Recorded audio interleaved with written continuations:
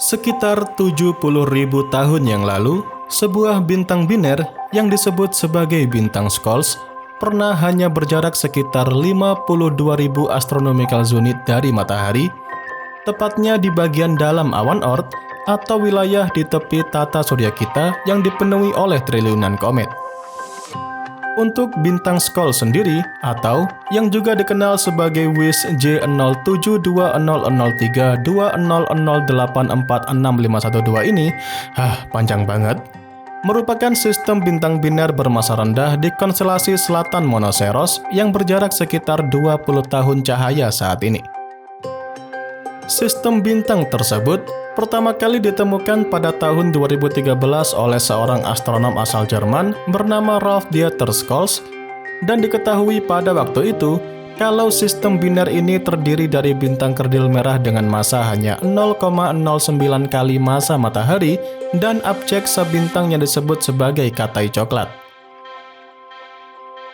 Meskipun pada waktu itu bintang tersebut tidak benar-benar berada di samping matahari seperti sistem bintang biner, namun secara teknis bisa dibilang pada waktu itu, bintang Skulls pernah menjadi anggota dari tata surya kita. Hal ini tentu menjadi fenomena yang menarik, bahkan merupakan fenomena yang benar-benar langka terjadi di wilayah tata surya kita. Kemungkinan nenek moyang kita yang hidup pada 70.000 tahun yang lalu jelas bisa melihat cahaya bintang tersebut sepanjang malam yang indah. Nah, para astronom bisa mengetahui sistem tersebut dulunya pernah berada di dalam wilayah awan Oort karena pergerakan objek tersebut masih dapat dideteksi dan menunjukkan kalau lintasan sistem tersebut pada sekitar 70.000 tahun yang lalu sempat melewati dan mampir di sistem tata surya kita pada jarak sekitar 52.000 astronomical unit. Jarak tersebut tentu terbilang dekat dengan matahari kita. Mengingat saat ini saja sistem bintang terdekat dengan matahari berjarak sekitar 4 tahun cahaya. Dalam studi mengenai jejak lintasan bintang tersebut, tim astronom menganalisis hampir 340 objek tata surya dengan orbit hiperbolik. Para astronom menggunakan simulasi numerik dan menghitung pancaran atau posisi di langit untuk mengetahui di mana semua objek dengan orbit hiperbolik itu berasal. Jadi pada prinsipnya, posisi tersebut akan terdistribusi secara merata di langit, terutama jika objek tersebut berasal dari awan Oort tempat di mana bintang Skulls dulu pernah singgah.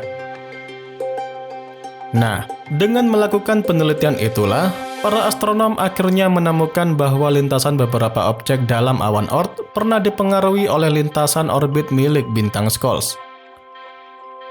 Pada penelitian itu, para astronom juga mengatakan jika pelintasan dekat bintang Skulls pada 70.000 tahun yang lalu tidak mengganggu semua objek hiperbolik yang ada di tata surya dan hanya mengganggu beberapa objek yang paling dekat dengannya pada waktu itu. Apakah bintang lain bisa benar-benar masuk ke dalam tata surya kita? Menurut beberapa penelitian yang saya pelajari, sangat tidak mungkin bintang lain memasuki tata surya kita karena beberapa bintang yang dikatakan dekat sekalipun masih sangat berjauhan satu sama lain. Semisal saja, tetangga bintang terdekat kita seperti Proxima Centauri yang berjarak sekitar 4 tahun cahaya. Bahkan pada jarak yang relatif dekat ini, tarikan gravitasi antara matahari kita dan Proxima Centauri tidak cukup kuat untuk menarik salah satu bintang keluar dari orbitnya saat ini. Selain itu, sebagian besar bintang di galaksi kita ini terletak di piringan galaksi, sementara tata surya kita terletak di bagian piringan luar galaksi yang jauh lebih sepi, dan itu berarti kemungkinan sebuah bintang melintas cukup dekat dengan tata surya kita secara gravitasi akan sangat kecil dan pengaruhnya pun juga akan sangat rendah. Namun, ada kemungkinan secara teoretis bahwa sebuah bintang dapat terlontar secara gravitasi dari sistem asalnya dan mungkin bisa memasuki sekitar tata surya kita. Hal ini dapat terjadi misalnya jika ada dua bintang biner melintas cukup dekat satu sama lain, sehingga salah satunya akan dikeluarkan dari sistem tersebut. Tetapi bahkan dalam skenario ini, sangat kecil kemungkinannya bahwa bintang tersebut akan melintas cukup dekat dengan salah satu objek di tata surya kita untuk memberikan dampak yang signifikan. Kemudian apa yang akan terjadi jika bintang asing tiba-tiba masuk ke tata surya kita? Jika bintang asing bisa memasuki tata surya kita, tentu itu akan berdampak signifikan pada orbit semua benda di tata surya kita, termasuk planet, asteroid, dan juga komet. Tarikan gravitasi bintang asing akan mengganggu orbit yang stabil dari objek di tata surya dan berpotensi mengirimkan sebagian dari objek untuk keluar dari tata surya kita, sementara yang lain dapat dikirim ke sebuah orbit baru.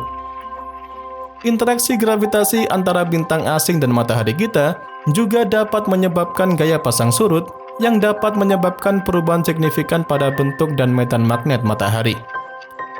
Jika hal ini terjadi, maka dapat mempengaruhi perilaku angin matahari dan lingkungan radiasi di sekitar tata surya kita yang berpotensi menimbulkan bahaya bagi pesawat luar angkasa ataupun astronot yang bertugas di luar angkasa.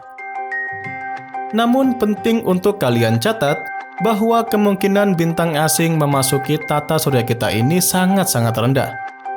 Jarak yang sangat jauh antar bintang membuat peristiwa seperti itu sangat tidak mungkin terjadi. Dan bintang manapun yang mendekati tata surya kita kemungkinan besar akan lewat pada jarak yang relatif aman, seperti bintang Squalls pada masa lalu ataupun bintang Sirius di masa depan. Nah, dengan begitu, bukan berarti sistem tata surya kita ini ataupun bumi akan aman dari segala ancaman di luar angkasa. Dengan begitu, para astronom pun tetap harus memantau langit untuk tanda-tanda objek yang mendekat. Dan ada juga rencana untuk menanggapi potensi ancaman dari objek dekat bumi ataupun benda langit lainnya. Dan ya, itu saja yang bisa saya sampaikan pada kesempatan kali ini. Seperti biasa, semoga dapat memberikan pengetahuan baru seputar dunia astronomi sekaligus hiburan untuk Anda semua. Jangan lupa kedepannya masih akan ada banyak lagi pembahasan menarik seputar dunia astronomi yang akan saya sampaikan. Dan tentunya bakal sayang banget untuk Anda lewatkan. So, tetap stay tune terus ya bersama kami, Nasi Angkasa, Media Astronomi Indonesia.